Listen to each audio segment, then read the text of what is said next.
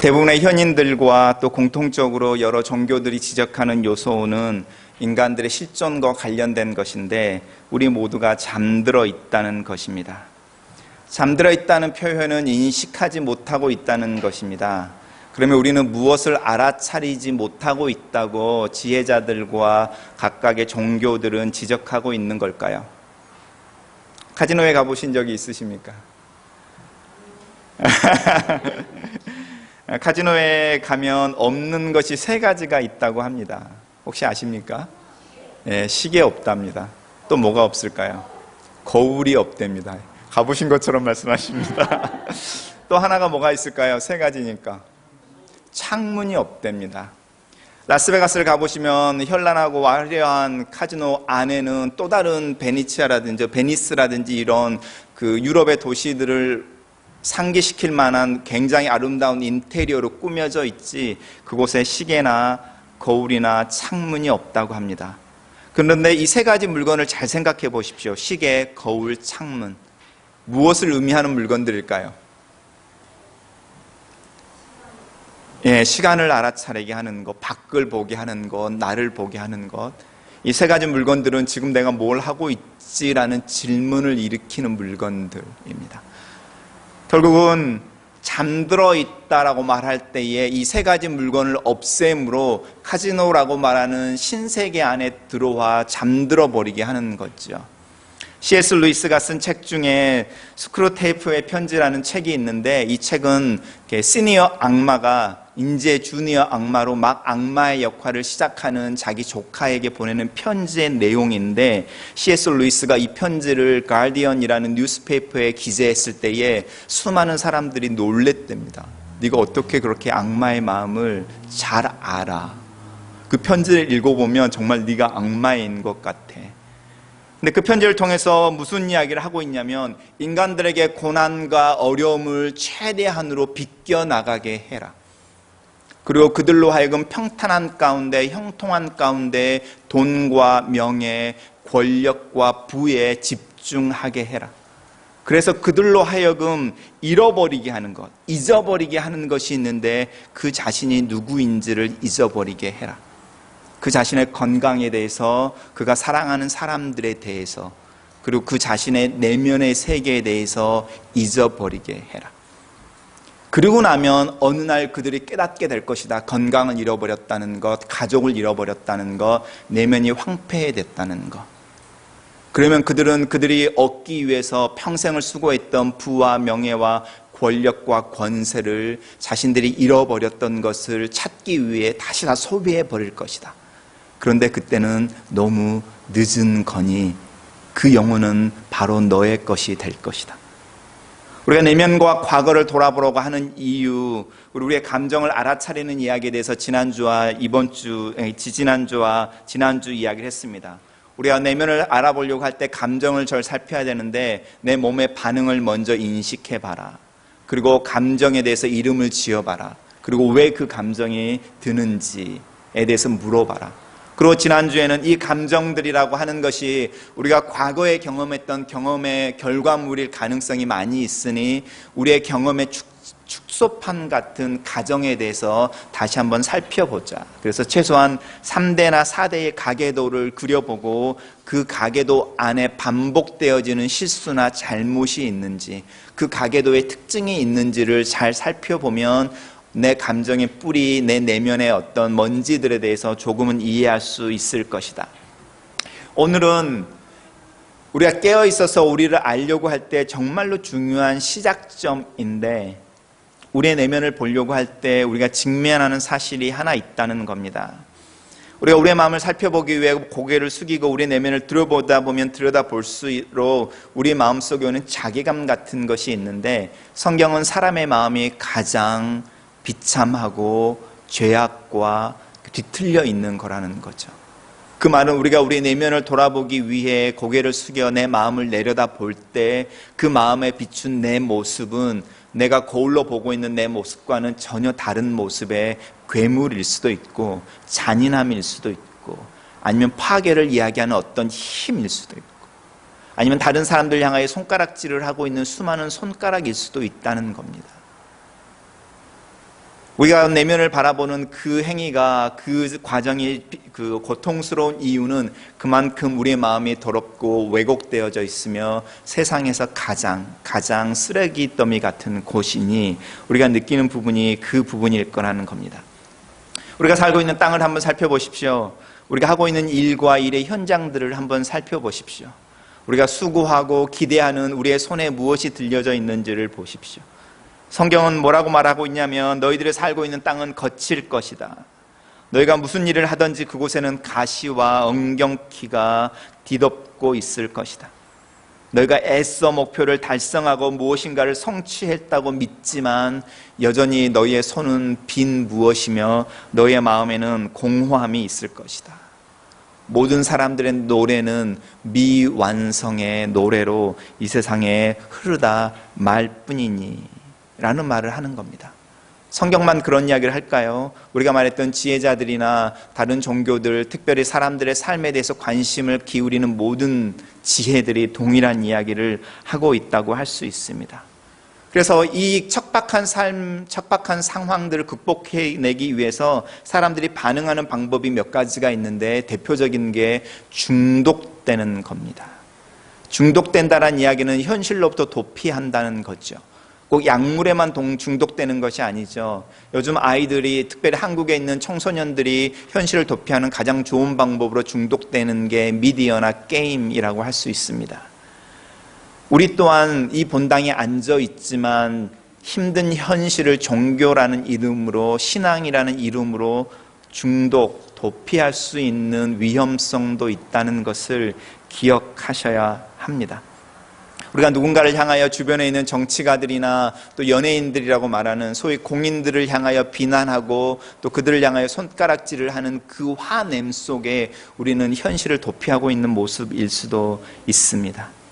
또 어떤 사람들은 자신의 상황들을 은폐하거나 과장하는 것에 급급합니다. 그래서 쉐어링을 할 때 절대로 그 사람은 자신이 실패했거나 잘못했거나 어려움을 경험했다는 이야기들은 하지 않습니다. 내 마음은 여전히 울고 있는데 너 얼굴은 웃고 있어야 된다라는 생각에 메이크업을 시작을 했는데 시간이 흐르면서 어느새 그 메이크업이 두꺼워져서 가면이 되어져 있는 경우도 많이 있습니다. 이런 우리의 왜곡된 모습의 현실에 대한 부정, 어렵고 더럽혀진 내 마음에 대한 부정, 그리고 척박한 삶의 환경으로부터 도피하려고 하는 우리의 노력이 오히려 현실을 왜곡시키며 착각에 빠지게 하며 또 다른 형태의 잠에 들게 하는 모습, 또 그 속에서 잠들어 있는 우리들일 수도 있습니다. 한번 살펴보십시오. 우리가 읽고 있는, 제가 여러분과 계속 나누고 있는 정서적으로 건강한 교회에서 그리스도인들의 영성에 대해서 두 가지 형태로 정리를 하고 있습니다. 첫째 뿌리의 사람들의 영성은 부족함과 결함을 감추고 숨긴다. 긍정적이고 각흥하고 성공적인 부분에만 초점을 맞춘다. 대단히 감정적이며 방어적이다. 자연스럽게 다른 사람들의 실수나 결점, 죄에 눈이 먼저 간다. 누가 묻지 않아도 자기 의견을 많이 말한다. 사람들에게 먼저 다가가지 않는다. 내 내면에서 일어나는 일들에 대해서 절대로 먼저 보여주지 않는다. 내 상황을 내가 스스로 통제하지 못하고 있는 것에 대한 욕구, 불만이 심하다. 내 스스로 강하고 선하다는 느낌을 갖기 위해 의로운 모습, 의로워지기 위해 애를 쓴다. 그리고 내가 보여주는 그 의에 도달하지 못하는 사람들을 향하여 쉽게 비난한다. 그들을 향하여 적의를 품으며 좀처럼 용서를 청하지 않는다. 기분이 상하면 안하무인이 된다. 고통스러운 현실을 부정하거나 회피, 도망치려고 한다. 고난 가운데 있는 사람들에게 조언과 해답과 명백한 설명을 제시한다. 부당한 대우를 받으면 반드시 내가 옳다라는 삼자 대면의 태도를 취한다. 다른 사람들 향하여 섬김보다는 요구가 많다. 이런 부류의 그리스도인의 영성이 있는가 하면 다른 부류의 영성이 있다는 겁니다. 솔직하고 연약하다. 적절한 상대를 찾아 자신의 연약함을 쉐어하고 나눌 수 있다. 자신의 참된 모습 가운데 약하고 부족하며 유한한 부분을 인식하며 보이는 부분 속에 자유로우며 실패를 쉽게 인정한다. 누구나 쉽게 다가갈 수 있으며 외부 세계를 향하여 열려 있다. 어떤 부분이 자신의 어떤 부분이 약한지 알고 있으며 동정심이 있으며 쉽게 남을 판단하지 않는다. 말하기는 더디하고 듣기는 속히 한다. 다른 사람들에게 개방적이며 부드럽고 호기심이 많다. 다른 사람들을 더 깊이 이해하고 싶어 한다는 뜻입니다. 기꺼이 상처받고 쉽게 연약한 모습을 보여준다. 그래야만 그 속에 그리스도의 권능이 나타난다고 믿기 때문이다. 사람들로 하여금 가서 일하며 또 일할 수 있는 기회를 주므로 함께 일하며 서로 신뢰를 쌓아간다. 실수와 약점을 인정하고 내가 틀렸어라고 말하는 가운데 하나님의 도우심을 구하며 능력을 드러낸다. 자신에 대하여 스스로 책임지며 책임져야 하는 상황에서 당신 때문입니다라고 말하지 않고 나 때문입니다라고 말을 한다. 다른 사람들의 원망을 사지 않으며 필요하다면 먼저 용서를 청할 수 있다. 화가 나면 어떤 영문인지 화의 원인들을 찾기 위해 자신을 성찰하고 반성할 줄 안다. 고난을 당하는 일들을 향하여 불편함 없이 그들 옆에 있으며 그들의 질문에 잘 알지 못해요 라고 말할 수 있는 용기가 있다. 부당한 대우를 받아도 너그러이 눈 감아준다. 정중하고 온유하게 자신의 권리를 주장한다. 이 두 종류의 영성이 삶 속에 나타나는 모습 속에 하나는 자신의 강함과 또 자신의 부족함을 감추기 위해서 강함을 드러내고 위장하는 메이크업의 영성이라고 한다면 한쪽은 자신의 연약한 모습을 그대로 드러내는 겸손의 영성이라고 할 수 있습니다. 우리는 사실 이 두 영성 중에 부분적으로 다 가지고 있지요. 어떤 부분 속에서 어떤 부분 속에서 특별히 목사인 저는 고난을 받는 사람들을 향하여 명확한 조언과 해답을 가지고 있습니다. 그리고 그들에게 이렇게 해야지라고 1, 2, 3를 잘 제시합니다. 저도 그 부분에 대해서는 좀 머뭇거려야 될 것 같습니다. 이렇게 한 번씩 비교해 보시면 우리들의 모습 속에 우리가 그리스도인 또 같은 믿음을 가지고 있지만 우리의 영성이 표현되어질 때에 우리의 성숙함의 모습 또 성숙함의 부분들 속에 신경 쓰고 고민해야 될 부분들이 있다는 겁니다. 이 두 가지 영성의 가장 큰 특징은 무엇이냐면 자신의 연약함, 자신 안에 있는 상한 심령을 드러내느냐 감추느냐가 가장 큰 차이를 만들어내는 거라는 것을 기억하셔야 합니다. 우리가 읽은 오늘 본문 속에서 사도 바울은 자신의 약함을 자랑한다라고 말하는데 사도 바울이 말하고 있는 상황을 한번 살펴보십시오. 고린도라고 하는 지역은 오늘날 밴쿠버나 토론토에 비교할 수 있습니다. 뉴욕이나 LA 같은 곳이죠. 거대한 항구로서 물류의 중심지, 그래서 경제와 상업이 번창하니 문화가 번창하고 수많은 외국인들이 모여서 함께 사는 동네, 그런 도시였습니다.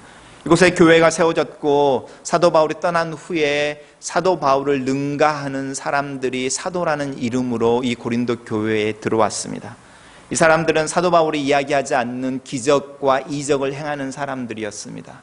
이 사람들은 사도 바울이 이야기하지 않는 하나님으로부터 직접 받는 직통 계시와 특별한 계시에 대해서 이야기하는 사람들이었습니다.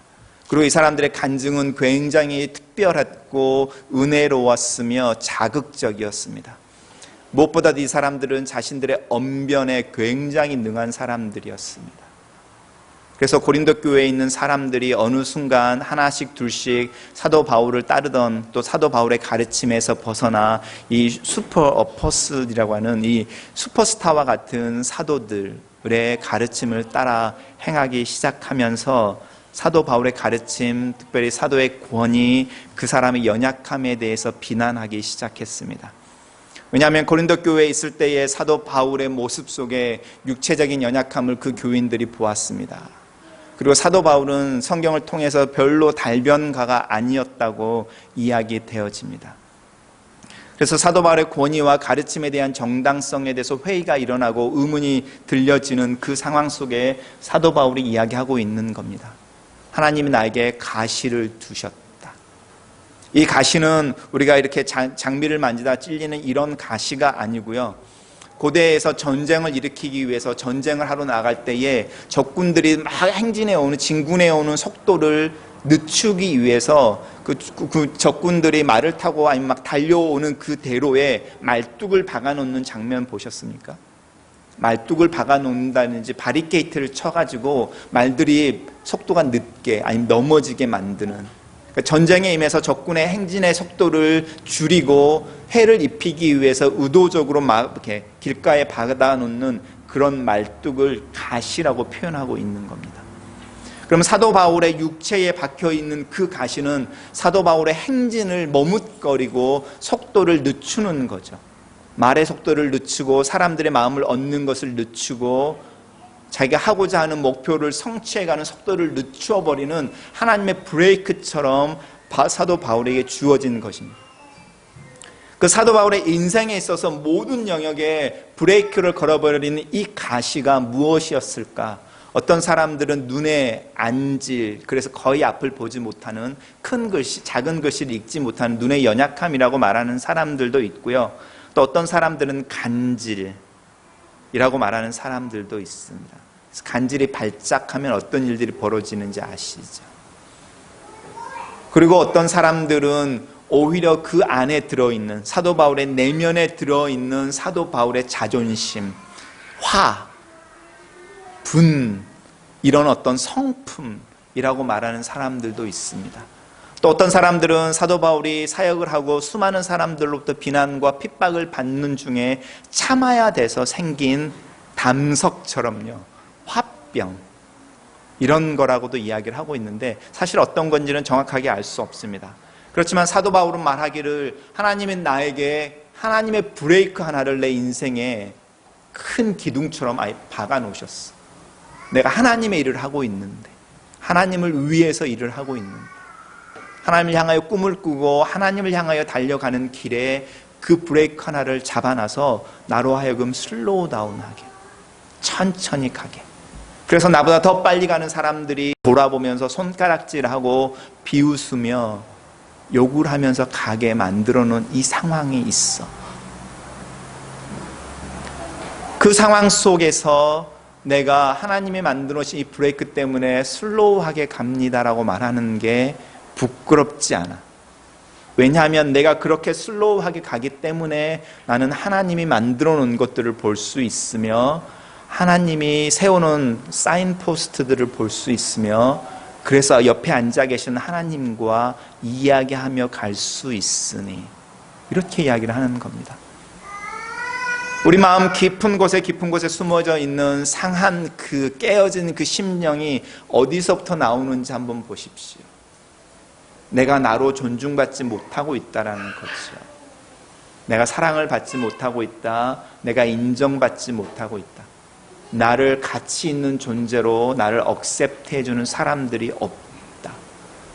그래서 이제 내가 내 능력을 스스로 증명해내야 하는데, 제가 일전에 한번 말씀드린 것처럼 불의 전차라는 영화에서 100m를 달리는 두 명의 선수가 나오는데 한 사람은 그렇게 이야기하는 거죠.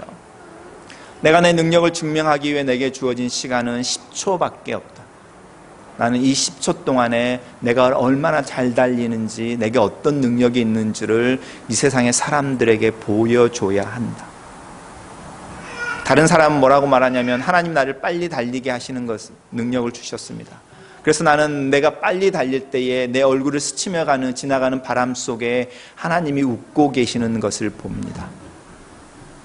그래서 나에게 경주는 메달이 아니며 하나님이 나에게 주신 은사를 사용하는 중에 하나님의 미소를 경험하는 수단입니다. 우리가 우리 자신들로 돌아가서 우리의 연약함을 드러내는 것은 우리의 수치를 이야기하는 것이 아니라 하나님의 능력을 드러내는 것입니다.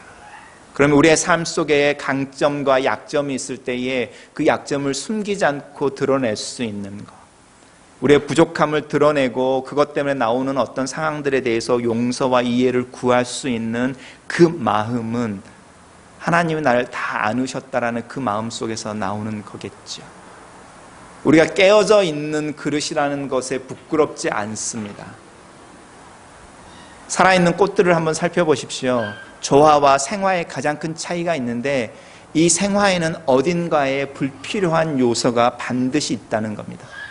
아무리 아름다운 꽃이라도 그 꽃잎 어느 하나는 시들어 있으며 벌레 먹어 있으며 가지는 구겨져 있으며 구부려져 있으며 아니면 꺾여져 있다는 겁니다.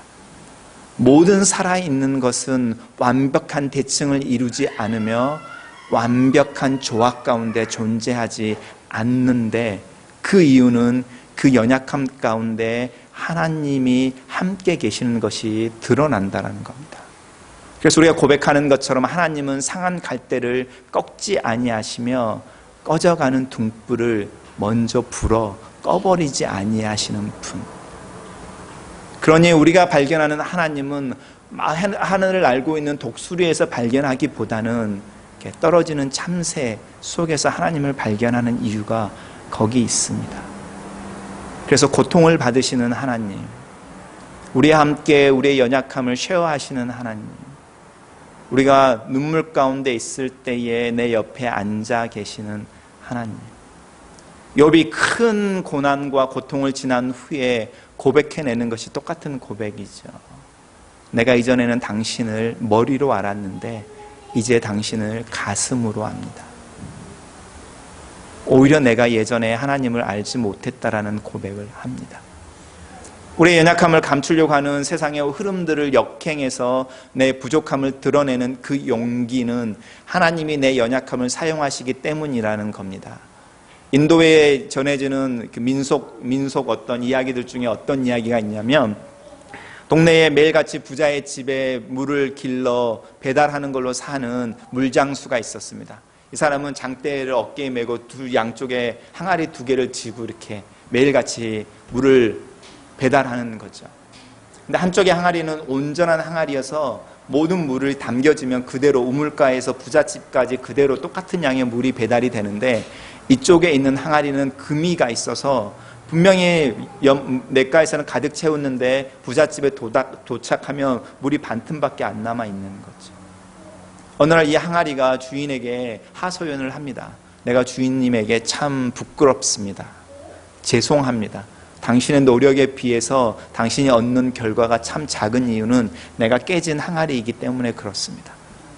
주인이 씩 웃으면서요, 나중에 부잣집에 물을 다 길러준 후에 집에 돌아갈 때 내가 그 이유를 가르쳐 줄게. 그리고 물을 치고 부잣집에 물을 배달해주고 집으로 돌아가는 길에 그 물장수가 깨진 항아리에게 이야기합니다.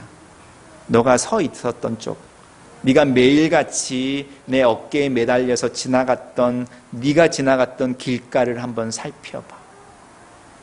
그리고 살펴봤더니 자신이 지나갔던 길가에는 꽃이 이렇게 펴져 있는 거예요. 온전한 항아리가 이렇게 지나갔던 곳에는 여전히 그냥 길인 거죠. 주인이 말하는 겁니다. 내가 너의 깨어진 그 틈으로 흘러나는 물들을 통해서 이쪽에 매일 아침마다 물을 주고 지나갔더니 이렇게 꽃이 폈단다. 우리가 왜 우리의 연약함을 증명하지 못하고 받아들이지 못하냐면은 우리 하나님의 선하심이 나의 연약함을 사용하실 거다라는 믿음에 아멘이라고 말을 못하는 겁니다. 우리가 알고 있는 것처럼 이지선이라는 자매가 있었습니다. 대학교 4학년에 오빠 차를 타고 가다가 음주운전자에 의해서 교통사고가 나고 차에 불이 붙어서 전신이 화상을 입습니다. 그리고 여러분이 지금도 구글을 해서 이지선이라는 이름을 찾아보시면 얼굴에 화상이, 자국이 그대로 있는 모습을 볼 수 있습니다. 이 자매가 스트러글 하는 중에 하나님을 믿게 되고 하나님의 선하심을 발견하게 되었을 때에, 지금은 작년엔가는 PhD를 받아서 지금 한동대인지 어디서 사회복지학을 가르치고 있는 걸로 알고 있는데, 보스턴에서 공부를 할 때에 성형을 담당하는 의사들로부터 다시 제안이 온 거죠. 그 사이에 성형수술의 기술이 발달해서 한 번만 더 수술을 하면 당신의 얼굴에 있는 화상 자국을 거의 다 지울 수 있습니다. 근데 이 자매가 그 제안을 거절했다는 겁니다. 이유인즉슨 내가 화상을 당한 이 얼굴로 사람들 앞에 섰을 때에 사람들이 처음에는 나를 바라보는 눈이 그렇게 곱지 않지만 내 이야기를 듣고 사연을 들은 후에 내 이 상한 얼굴 때문에 자신들의 상한 마음을 열더라. 내가 사회복지사로서 하나님의 이름으로 마음이 상한 사람들을 고치고 만져주길 원할 때에 상한 얼굴을 가지고 있는 것, 여자로서 하나님이 그걸 통해서 꽃들에게 물을 주시더라. 그러니 내 이 얼굴을 가지고 가겠다 라는 고백을 해내는 겁니다. 사도 바울의 고백 또한 마찬가지이지요. 하나님 앞에서 내 연약함을 오히려 자랑하겠습니다. 그렇습니다. 나는 당신들이 따르고 있는 능력 있는 사도자들보다 기적과 이적을 잘 행하지 않습니다. 내가 고린도 교회에 고작 한 것은 몇 명에게 세례를 준 것일 뿐입니다. 내가 다른 사람들보다 더 달변이지 않습니다. 그래서 많은 사람들을 웃기고 울리고 또 마음을 터치할 수 없습니다. 그렇지만 나는 심플하게 예수 그리스도와 그분의 십자가에 대해서 말하겠습니다. 그리고 여러분이 보듯이 나는 육체적으로 키가 작고 못생겼으며 연약합니다. 그래서 여러분이 생각하는 슈퍼스타처럼 아니면 연예인들처럼 여러분 앞에 서서 아니 여러분 맨 앞에 서서 여러분을 자랑스럽게 할 수 없습니다. 하지만 내 안에 예수 그리스도가 계시며 나를 사용하셔서 당신의 일을 행하고 계신다라는 것을 믿음으로 당신들 앞에서 예수 그리스도의 복음에 대해서 분명하게 말합니다. 사도 바울이 처음에 예수를 믿고 시간이 지나면서 이 간증이 점점 커지는 겁니다. 사도 바울이 예수를 믿은 지 한 14년쯤 됐을 때에 처음 편지를 쓰는데 그게 갈라디아서입니다. 갈라디아에서 뭐라고 이야기를 하냐면 내가 하나님으로부터 직접 복음을 받았음으로 말미암아 예루살렘에 있는 저 유명한 사도들 베드로니 제임스니 요한이라고 하는 사람들을 아무렇지도 않게 느꼈다. 동등하게 느꼈다는 겁니다. 그들을 무시하고 내가 그들한테 가서 고개 숙여서 내가 이제 예수를 믿었는데 당신들은 예수를 직접 만나서 3년을 동행만 배운 사람들이니 나에게 가르침을 베풀어 주십시오라고 말한 적이 없다. 이렇게 말을 하는 겁니다. 자신의 권위의 당당성에 대해서 저 사도들과 나는 동등한 사람이야. 이렇게 말하는 겁니다. 그리고 나서 5년이 지났는데 사도 바울이 뭐라고 말하는지 아십니까? 에베소서에서 나는 모든 성도들 중에 가장 연약한 사람입니다. 태도가 완전히 바뀌어버렸죠. 그 뒤로 나서 한 10년이 지나서 디모데후서에서 당신이 죽기 한 2년 전에는 뭐라고 말하냐면 그렇습니다 주님, 내가 죄인들 중에 괴수입니다. 사도 바울의 신앙을 한번 살펴보십시오. 자신의 연약함에 대해서 인식하면서 하나님의 은혜에 더 매달리려고 하는 과정이 어떻게 발달하고 있는지, 저 예루살렘에 있는 사도들과 내가 동등한 사람입니다라고 말하는 것에서 내가 여러분 모든 성도들보다 더 약한 자입니다. 세상의 모든 괴수들의 괴수, 죄인 중에 죄수입니다. 이렇게 말해가는 부분들. 왜 어거스틴이 맨 후에 자신의 고백록을 쓰면서 자신의 연약함을 기록해내는지를 한번 생각해 보십시오. 왜냐하면 그들이 깨달은 바 하나가 있는데 자신들의 연약함을 사용하여 하나님의 능력이 드러납니다. 여러분은 어떤 열등감과 씨름하고 있습니까? 아니면 여러분의 삶 속에 어떤 빈 항아리 때문에 그걸 부둥켜 안고 울고 있습니까? 아니면 금이 가버린 그 항아리에 물이 새는 것 때문에 그래서 내가 수고하고 열심히 일하는데 결국 돌아보면 반틈밖에 채워지지 않는 것 때문에 고민하고 걱정하고 있습니까? 근데 그 걱정, 그 열등감, 그 스트러글 맨 밑에 하나님이 내 약함을 사용하셔서 당신의 능력을 드러내실 거야 라는 질문을 해본 적이 없으시다면 여러분의 그 연약함의 맨 밑에 아니면 그 빈 공간만큼의 이 질문을 해보십시오. 이 영역에서 그래서 하나님이 채우실 것입니다. 그리고 당신의 능력을 드러내실 것입니다. 나를 통해서 길가에 꽃을 피우십시오. 하나님이 사용하기를 원하신다면 사용하십시오. 그 내어놓는 용기, 그 용기가 변화의 시작입니다.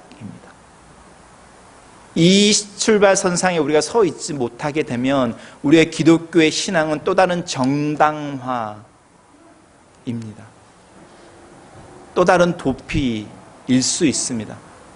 또 다른 중독이 되어버릴 가능성이 많이 있습니다. 그럼 우리가 향하는 눈, 우리가 내딛는 손, 우리가 보고 있는 것들, 우리 입에서는 다른 사람들을 깨트리는 일들을 하게 되겠죠. 왜냐하면 그들 또한 나처럼 낮아져야 하니까. 그들 또한 나처럼 마음에 슬픔이 있어야 하니까. 그들 또한 나처럼 삶이 쉽지 않아야 하니까. 근데 사도 바울은 그렇게 말하지 않습니다. 하나님이 하십니다. 내 약함 하나님의 손에 있습니다. 그러니 나는 내 모습 이대로 좋은 것과 나쁜 것, 잘하는 것과 못하는 것, 자랑스러운 것과 부끄러운 것, 좋은 기억과 슬픈 기억 가진 이 모습 이대로 하나님 앞에 서 있겠습니다. 하나님, 나를 통해 살아가십시오. 살아내십시오. 그래서 내 인생에 부르는 노래가 하나님의 마지막 소절로 끝나게 해주십시오. 같이 기도하겠습니다. 누군가의 길을 비춰준다면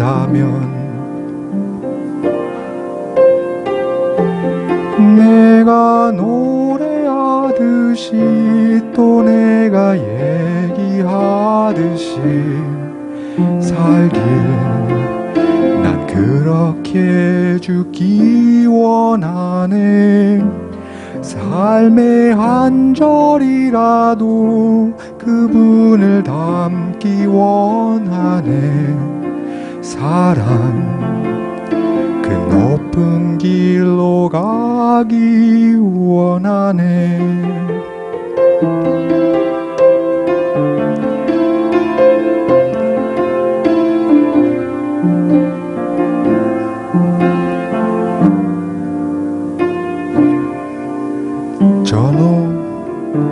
저 높이 솟은 산이 되기보다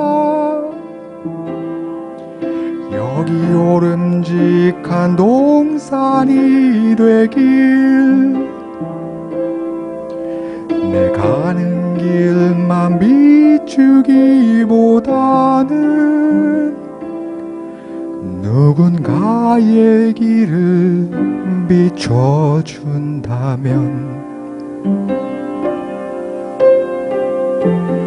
내가 노래하듯이 또 내가 얘기하듯이 살길 난 그렇게 죽기 원하네.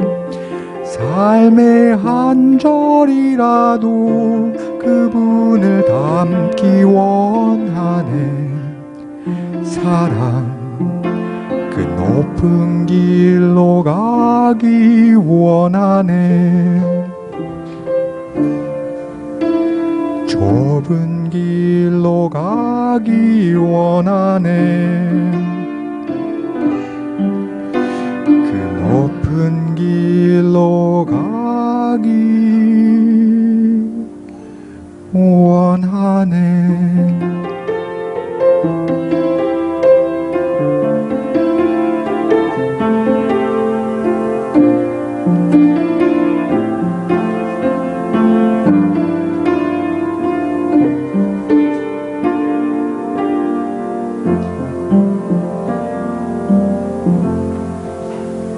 하나님, 우리의 감사하는 마음, 또 주님의 은혜에 보답하는 마음의 표현으로 하나님께서 저에게 주신 은혜의 일부를 하나님 앞에 다시 내어놓습니다. 이 예물 속에 담긴 저희의 기도의 제목, 우리 연약함이 사용받기를 원하는 우리의 마음 받아주셔서 지금 저희를 통하여 하나님의 교회를 이루시며 하나님 나라를 확장시켜 나가시고 그 일에 이 예물을 사용하시옵소서. 예수님 이름으로 기도했습니다.